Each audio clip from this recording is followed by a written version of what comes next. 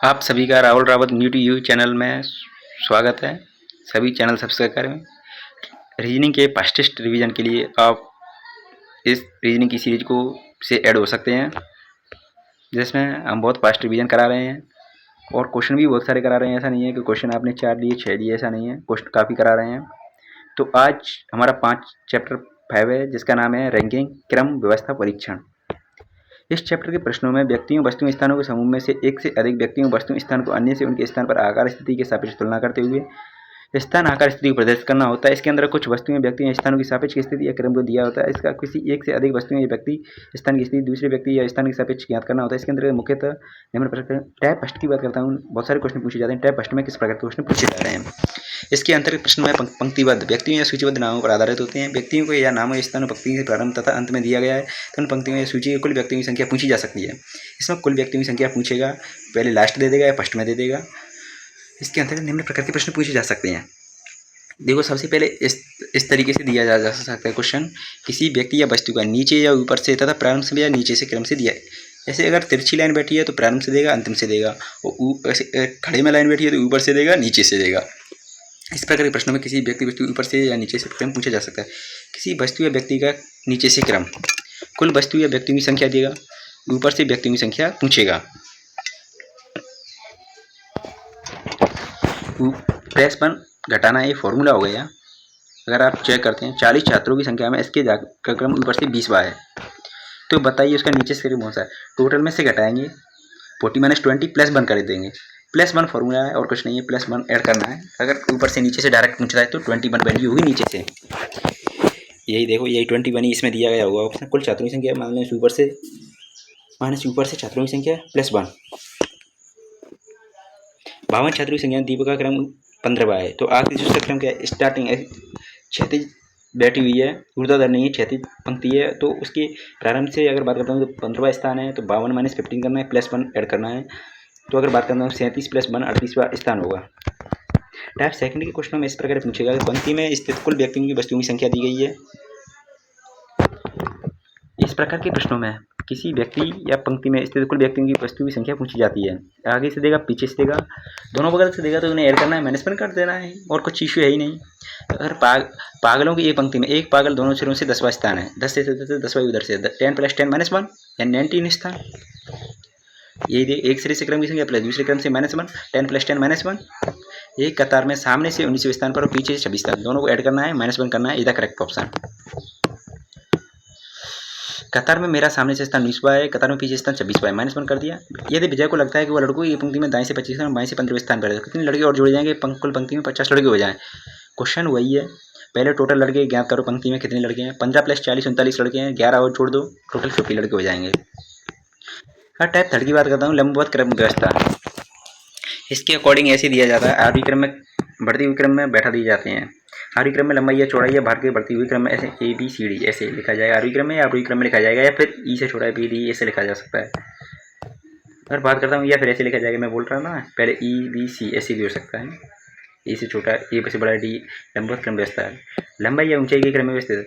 विजय शंकर से बड़ा है किंतु कुमार से छोटा है। विजय शंकर से बड़ा है किंतु कुमार से छोटा है, क्लियर है, कोई इश्यू नहीं है। श्री शंकर से छोटा है, श्री शंकर से छोटा है, क्लियर है। इन सभी की यदि लंबाई के अनुसार अवधि क्रम में खड़ा की जाए तो सबसे पहले खड़ा कौन होगा। वास्तव श्री से छोटा है, वास्तव श्री छोटा है, तो सबसे पहले कौन खड़ा होगा। सबसे पहले कुमारी खड़े हैं, फिर विजय खड़ा है। रीता गीता से लंबी है, तो रीता गीता से लंबी कर ली। रीता गीता से लंबी है, इसमें रीना दे दिया गया, रीता ही है वो, ठीक है। रीता गीता से लंबी हो गई। रीता गीता से लंबी है, क्लियर है। लेकिन मीता से छोटी है, मीता से छोटी हो गई। तथा सीता रानी से लंबी है, सीता रानी से लंबी है, परंतु जितनी लंबाई नहीं है। तथा सीता रानी से लंबी है लेकिन गीता ही बराबर लंबाई नहीं है। अब इसमें देखो, इसमें एक चीज आपको देखने को मिलेगी, यदि ये सब एक पंक्ति में खड़ी की जाए। इस लाइन को समझना है अपना, परंतु वाले को। परंतु गीता जितनी लंबी नहीं है, तथा सीता रानी से लंबी है, परंतु गीता बराबर लंबी नहीं है, तो सीधी सी बात गीता से छोटी है सीता, तो आसानी से हो जाएगा, इसमें कोई इश्यू है नहीं। आयु के क्रम व्यवस्था क्रम, आयु के अकॉर्डिंग क्वेश्चन पूछ सकता है। बी ए से बड़ा है तो परंतु सी से छोटा है, तो बी ए से बड़ा हो गया, बी से ए बड़ा है हो गया, लेकिन सी से छोटा हो गया। ई से डी छोटा है, ई से डी छोटा हो गया, ए से बड़ा है, ए से बड़ा हो गया। यदि सी ये आयु में डी से छोटा है, यदि सी आयु में डी से छोटा है, ई से छोटा है, आयु में सबसे बड़ा ई है, कोई इश्यू नहीं है। पप्पू, सुधा, रजनी, विजय शंकर एक संस्था के सदस्य हैं। विजय शंकर से छोटा है, विजय शंकर से छोटा हो गया, विजय शंकर से छोटा है, कोई इश्यू नहीं है, विजय शंकर से छोटा हो गया। सुधा रजनी से छोटी है, सुधा रजनी से छोटी हो गई। तो रजनी पप्पू से छोटी है, रजनी पप्पू से छोटी हो गई। यदि सुधा शंकर से बड़ी है, यदि सुधा शंकर से बड़ी है, बड़ी हो, आयु क्रम में ठीक बीच में कौन होगा? तो सुधा ये करेक्ट ऑप्शन होगा आपका।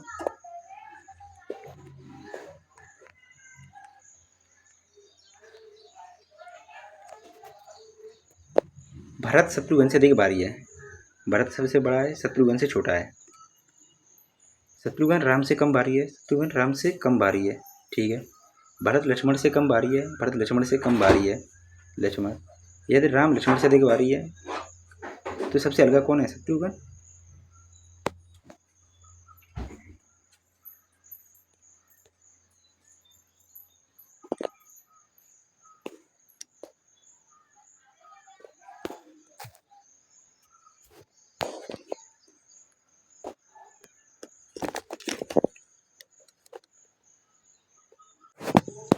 अब बात बताऊँ गुण योग्यता या बुद्धिमत्ता क्रम पर।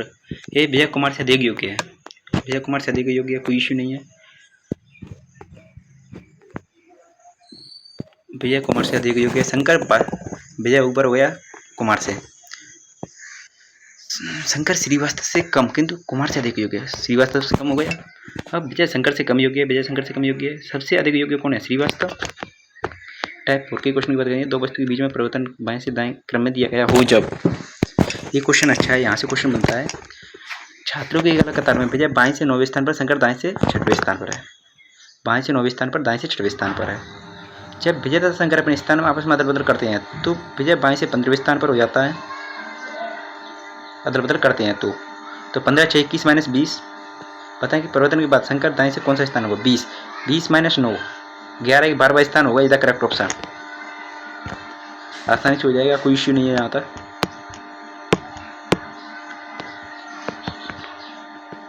यही दिया गया है परिवर्तन के दौरान। देखो परिवर्तन के बाद मध्य की स्थिति, मध्य की वस्तुओं की संख्या, परिवर्तित क्रम -5।